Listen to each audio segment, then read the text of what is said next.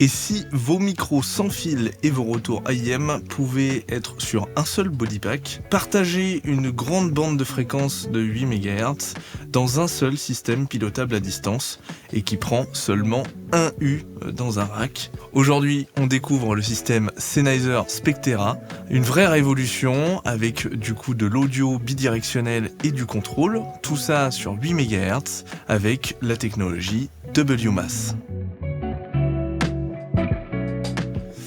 Sennheiser Spectera, c'est tout simplement un système révolutionnaire. Ça fait longtemps qu'on n'a pas vu une révolution aussi grande dans le monde de la HF. Et donc c'est Sennheiser qui signe cette innovation avec du coup un rack qui fait seulement un U, avec une base station, une antenne et puis des body packs.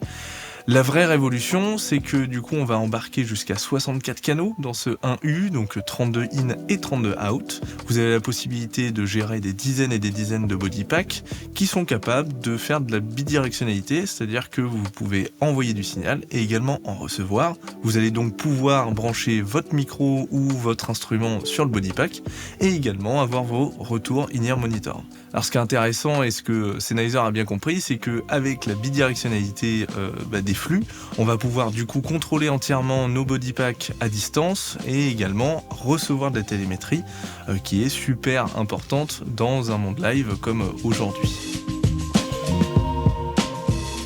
Sennheiser Spectera, c'est donc un écosystème qui est composé de plusieurs briques, mais en réalité c'est très simple. On va avoir d'abord la base station, qui est en fait le cerveau, qui va piloter tout le monde et qui va donner les ordres à tout le monde. C'est elle également qui va faire vos connectivités audio. On va avoir du Dante redondant, qui est natif quand vous achetez le Spectera, mais également en option des cartes MADI que vous pouvez brancher à l'arrière de la base station. Le prix est relativement correct, il me semble qu'on est aux alentours des 150 € pour une carte. Et pour la connectivité MADI, vous pouvez soit l'avoir en BNC ou en fibre, ça c'est vous qui choisissez. Sur la base station, on va avoir pas mal de ports RJ45, il y en a qui sont dédiés au contrôle, et puis il y en a qui sont dédiés aux antennes. Les antennes, c'est justement une brique qui est très importante dans ce système, puisque chaque antenne est reliée en RJ45 et alimentée en PoE.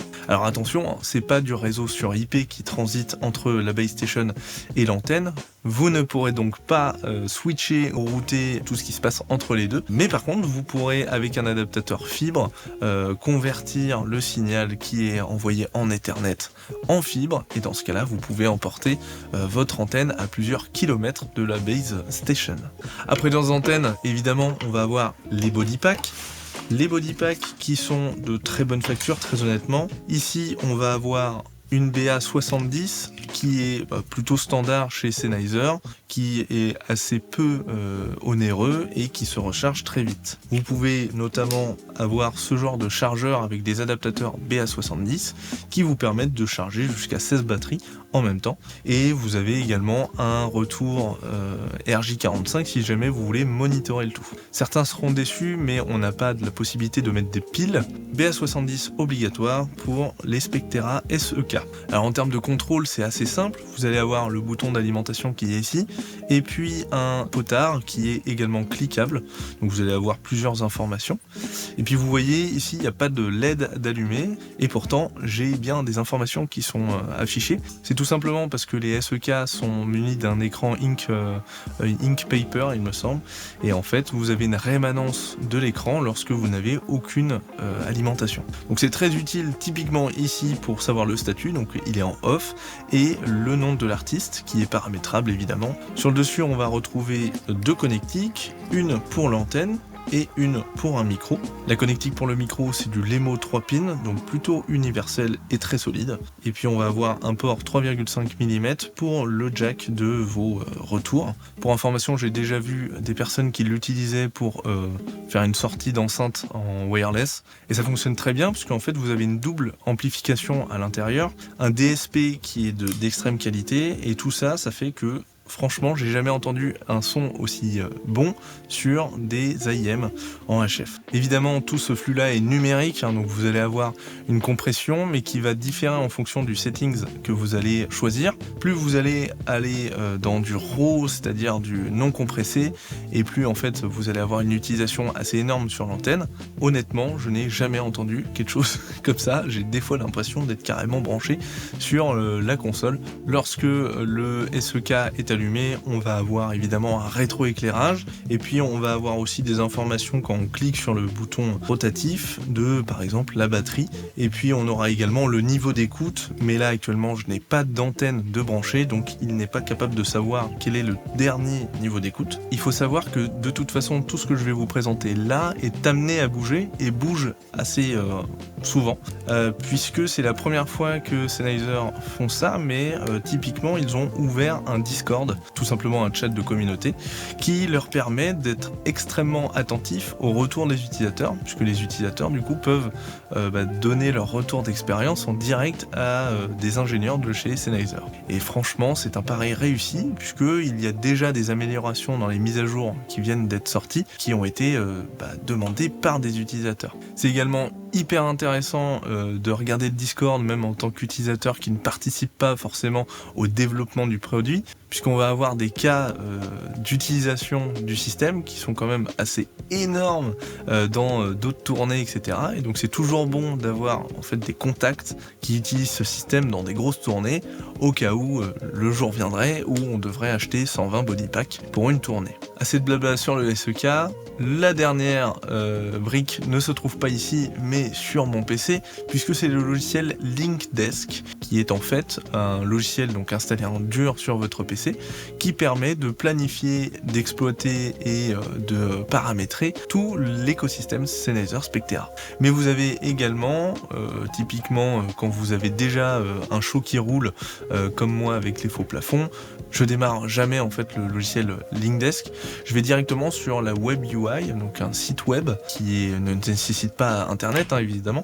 On va simplement taper l'adresse IP de la base station et on va avoir un portail web avec toutes les informations dont on a besoin en live. Donc c'est très utile pour faire des configurations un peu légères, typiquement changer la fréquence de l'antenne ou encore renommer les body packs, etc. Après c'est beaucoup moins pratique dès que vous allez commencer à configurer un peu plus profondément, mais encore une fois, c'est amené à évoluer. Je sais qu'il y a beaucoup d'améliorations qui vont être sorties par Sennheiser courant 2026, ainsi que, du coup, vous l'avez vu, j'ai pas de micro-main. C'est tout simplement parce qu'il n'est pas encore sorti. Il a été présenté et annoncé. Pour information, un SEK, ça coûte 2000 €. Pour le micro-main, on sera dans les mêmes alentours, c'est ce que Sennheiser m'a dit. Alors depuis tout à l'heure, je vous dis que c'est magique, c'est génial, c'est une révolution, mais comment ça marche réellement ce système ? Eh bien c'est grâce à WMAS, Wireless Multi-Channel Audio System. C'est tout simplement une norme qui nous permet d'émettre sur une bande large fréquence de ici 6 ou 8 MHz. Alors 6 c'est vraiment dans des cas où vous avez des problèmes à vous caser entre des bandes de fréquence, par exemple dans un festival. Le mieux c'est de rester sur 8 MHz évidemment. Et donc WMAS ou WMAS, eh bien c'est tout simplement la raison de pourquoi ce système est possible. Mais WMAS c'est pas si récent que ça, et pourtant Sennheiser vient de faire une avancée incroyable. Alors entrons sous le capot, je vais vous expliquer un petit peu comment Sennheiser a fait pour faire ce système. Alors imaginez ça un peu comme un tunnel. Avant, chaque flux, que ce soit un micro ou un retour AM, avait son petit tunnel étroit. Et on devait faire des fondations épaisses, histoire d'avoir un tunnel solide et surtout qui ne rentre pas en conflit avec d'autres tunnels à côté de lui-même. Aujourd'hui, Spectera a créé un seul grand tunnel où passent tous les flux audio, que ce soit montant pour des micros, descendant pour des AM, et également ils font passer de la data de contrôle et de la télémétrie. Chacun dans ce grand tunnel a sa voie réservée et la gestion du trafic est millimétrée. Tout ça grâce au WMAS et 2-3 autres technologies que Sennheiser a eu l'intelligence d'utiliser, et c'est aujourd'hui pour ça que c'est une vraie révolution. Alors comment ils ont fait, puisque finalement quand on lit la norme de l'ETI EN 300 422-1 qui décrit ce qu'est le WMAS, on se rend compte que c'est un petit peu flou, c'est même très permissif. Très clairement, ils ne disent pas comment on utilise le WMAS. Ils disent juste que sur une largeur maximale de 20 MHz, on va envoyer et recevoir des flux audio dans cette grande bande de fréquences. Et alors du coup, la magie, elle se retrouve dans quoi ? Eh bien, c'est toutes les autres technologies qui ont été utilisées par Sennheiser et qui font que c'est possible aujourd'hui de quand même avoir 32 in, 32 out dans un U, tout ça en bidirectionnel depuis des SEK. Déjà, on va avoir dans les technologies utilisées l'OFDM, qui est en fait un multiplexage orthogonal. En gros, ça va nous permettre d'avoir plus de densité et donc plus de place, et puis également moins de bruit, moins de perturbations, et donc un signal beaucoup plus propre. Et puis on va avoir une autre technologie qui s'appelle la synchronisation TDD-TDMA, qui est une technologie qui existe déjà typiquement chez les opérateurs et qui, sur le LTE ou la 5G, permet du coup de la bidirectionnalité. Pour faire simple, on va découper une trame qui dure par exemple quelques microsecondes en slots. C'est-à-dire que à chaque itération de cette trame, on va dire tel body pack va émettre ou recevoir dans ce slot, ce slot, ce slot, ce slot. Donc dans ces slots, on peut choisir de très bien envoyer de l'audio ou en recevoir, et on peut également intégrer des datas de contrôle ou de télémétrie. En fait, c'est comme si vous aviez un feu tricolore qui était représenté par la base station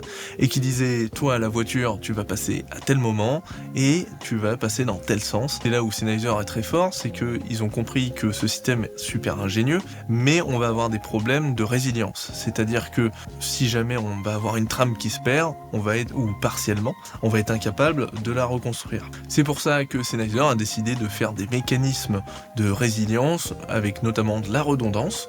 Et puis on va aussi avoir des informations qui vont nous permettre au niveau de la base station, qui va permettre à cette machine de reconstruire le signal audio à partir de bribes qu'elle a reçues de plusieurs slots par exemple. Encore un point très important dans ce système, c'est que dès que vous allez l'utiliser, vous allez vous dire c'est incroyable comment la portée est énorme. Moi, avant ça, j'avais du PSM 900 et je pouvais pas traverser non plus beaucoup de murs. J'avais souvent des pertes de signal et donc des fois des dans les oreilles de mes artistes dès qu'ils allaient en loge ou etc. Aujourd'hui, j'ai carrément des artistes qui sont habitués à s'entendre en loge, donc ils s'équipent très tôt. Et dès que j'ai une perte d'audio parce que je sais pas, le mur est trop épais ou que ils sont 2 étages au-dessus et qu'il y a 1000 portes, et du coup ils me disent Malik, c'est normal qu'on ne s'entende pas. Oui les gars, vous êtes vous êtes légèrement à 50 mètres de moi à travers des murs en béton armé. Pour vous donner un exemple de la portée, avec moi une seule antenne et un décor chez les faux plafonds qui est composé essentiellement de métal, je peux couvrir l'entièreté du plateau, également l'entièreté de la salle, et également partir jusque dans les loges pour en général capter très très bien la partie AIM et micro. Donc c'est assez impressionnant et je sais qu'il y a beaucoup de tournées en cours avec ce système et que avec une base station et 4 antennes, en général même dans un lieu très occupé et en plein air, ça le fait très bien. Alors vous allez me dire, c'est génial, mais pourquoi c'était pas là avant ? Pourquoi ça a attendu 2024 pour sortir ? C'est tout simplement parce qu'il nous manquait en fait pas mal de choses pour que ce soit possible. Déjà, on avait un gros problème, c'était qu'on pouvait émettre jusqu'à 200 kHz de largeur de bande sur une porteuse, et donc forcément c'est beaucoup trop limité pour transporter de multiples canaux audio, et tout ça en bidirectionnel. Ensuite, on avait un problème de norme, puisque la norme ETI EN 300 422-1, elle est sortie là il y a moins de 5 ans. Cette norme, du coup, je vous le rappelle, elle autorise jusqu'à 20 MHz de largeur de bande, mais ça a mis du temps avant de se mettre. On avait aussi forcément un problème de technologie au niveau du matériel. Déjà, on n'avait pas de DSP forcément qui était typiquement assez puissant et rapide pour avoir des latences extrêmement faibles et un son de très bonne qualité dans du body pack. Et puis enfin, on n'avait tout simplement pas de réglementation nationale, que ce soit France, Europe, qui nous autorisait à émettre sur du wideband. Donc c'était impossible. En gros, il nous manquait 3 choses, la norme, la techno et la réglementation. Aujourd'hui, c'est possible. Et c'est pour ça que Sennheiser, qui travaille déjà depuis un sacré bout de temps, je crois qu'il travaille dessus depuis 2012, en tout cas il travaille sur les technos, etc., qui ont donné Spectera depuis 2012. Et puis il me semble qu'en 2014, ils avaient déjà un prototype fonctionnel, mais le temps de faire bouger les choses en termes de normes, et puis aussi de réglementation, il a fallu un sacré temps. Puis ça leur a permis du coup de fiabiliser tout ça, et d'avoir un produit qui est déjà très abouti à sa sortie. Mais si vous êtes comme moi, vous avez un truc qui vous turlupine, c'est que vous n'arrivez pas à voir comment ça peut être plus propre, comment dans un canal aussi large, on peut avoir aussi peu de bruit. Je vais vous expliquer exactement comment ça se passe. Ouais, parce que les intermodes, en fait, c'était avant. Pour ceux qui savent pas exactement comment ça fonctionne, la HF, en gros, pour chaque émetteur, en HF, vous allez avoir des produits d'intermodulation. C'est-à-dire que avec ma fréquence de base, je vais être plutôt tranquille, et puis dès que je vais rajouter un deuxième émetteur, eh bien je vais avoir des produits d'intermodulation qui vont être faits. C'est-à-dire la fréquence 1 moins la fréquence 2, 2 fois la fréquence 1 moins la fréquence 2, etc., etc. Il y en a des dizaines et des dizaines, et c'est assez long à calculer, et c'est pour ça que nos logiciels préférés de planification RF le font pour nous. Ils font tous les calculs nécessaires pour créer et calculer des zones d'exclusion dans ces produits d'intermodulation. Et donc forcément, plus on va avoir d'émetteurs, plus le spectre va devenir sale, puisqu'on va avoir des dizaines et des dizaines de produits d'intermodulation. Comparez ça un petit peu comme si un musicien venait dans une salle avec beaucoup de réverbération et qu'il jouait tout seul. Eh bien là, c'est pas trop gênant, mais dès qu'on va avoir plusieurs musiciens, voire même des dizaines de musiciens, eh bien là, les réverbérations vont venir parasiter le signal direct, et en fait, on va avoir plus de réverbération que de signal original provenant des musiciens. Comment Sennheiser utilise WMAS avec du TDD, etc. C'est là où est la révolution, puisqu'on va avoir un spectre de 8 MHz qui va être extrêmement propre. Ça va se comparer un petit peu à du canal TV quand on va regarder un scan de fréquence, parce que en fait, on va plus avoir de produits d'intermodulation, chaque émetteur va émettre uniquement pendant ses timeslots, et donc on va avoir une largeur de bande qui est extrêmement propre. En plus de ça, le système Spectera n'émet pas si fort que ça, puisque en fait la puissance de 50 mW va être répartie sur les 8 MHz, et donc forcément la puissance générale moyenne va être beaucoup moins élevée. Si on regarde un scan de fréquence où on compare un émetteur de chez Sennheiser, un EWG4, et la même chose en Spectera, on va se rendre compte que l'émission est bien plus faible. On peut voir dans un scan un peu plus large qu'on a un beau pic quand on utilise une porteuse normale dans un HF standard, et puis on va avoir notre beau plateau HF quand on est sur du Spectera, sachant qu'en plus on peut voir que les pentes sur les côtés sont assez droites, et donc on va polluer très peu au-dessus et en dessous des 8 MHz qui sont paramétrés. Ce que je vous propose, c'est qu'on se retrouve dans un contexte un peu plus réaliste. On se retrouve donc dans un endroit un peu plus réaliste avec les faux plafonds que j'accompagne. Alors actuellement on est en résidence et donc on se retrouve sur mon PC où j'ai le logiciel Linkdesk de lancer. Alors je vais faire un do it later parce que je vais pas avoir besoin de m'enregistrer aujourd'hui. Et puis j'ai déjà mon show qui est programmé. Je vous ferai une vidéo évidemment pour savoir comment on fait de A à Z quand on commence pour faire son show, linker tous les devices, etc. Là, je vais faire un devicing qui va me permettre du coup de demander au logiciel de récupérer les paramètres et de synchroniser avec la base station. Et puis du coup, on va voir que actuellement, j'ai rien d'allumé. Alors, je vais allumer mon body pack, tac, et on va voir du coup que il apparaît ici. Donc j'ai déjà quelques informations à l'écran qui vont être intéressantes. Typiquement ici, je vais avoir ma base station. Et donc je peux voir que j'ai l'antenne A de connectée. J'ai une zone RF qui est activée et qui émet sur l'antenne A. Et puis je vais avoir 96,9% d'utilisation avec mes 9 devices qui sont mes 9 body packs. On peut voir aussi que j'ai 18 in, donc ça c'est mes entrées dans la base station, donc c'est-à-dire tous les mix que j'envoie à mes artistes, et puis mon mix également. Et puis je vais avoir 8 retours, donc 8 sur 32. Ça ce sont tout simplement les micros que tous mes artistes ont. Donc il y en a 3 qui ont des serre-têtes, puis le reste est en cravate. Alors sur chaque body pack vous allez pouvoir paramétrer beaucoup de choses. Sur un body pack vous allez avoir déjà sur le panel de droite pas mal d'informations, c'est de la télémétrie. Donc là je sais que par exemple je vais avoir mon niveau de batterie, je sais qu'actuellement j'ai pas d'interférence. Ça c'est une chose qui est très importante sur le système Spectera, c'est que il est auto-résilient. En gros, dès que vous allez avoir un émetteur ou plusieurs même sur votre bande de fréquence de 8 MHz, eh bien le système Spectera va être capable de tout simplement ajuster ces fréquences, ces sous-porteuses pour chaque body pack et éviter cette zone où il y a un nouvel émetteur, une interférence, etc. Ensuite, je vais voir toutes les spécifications côté micro. Donc là, évidemment, moi, je suis en Q, donc j'ai pas besoin de micro actuellement, donc c'est pour ça que vous n'en voyez pas. Mais si je prends un des body packs qui a un micro, et je vais avoir du coup son mix selection, c'est-à-dire est-ce que c'est un micro ou est-ce que c'est une entrée de niveau ligne.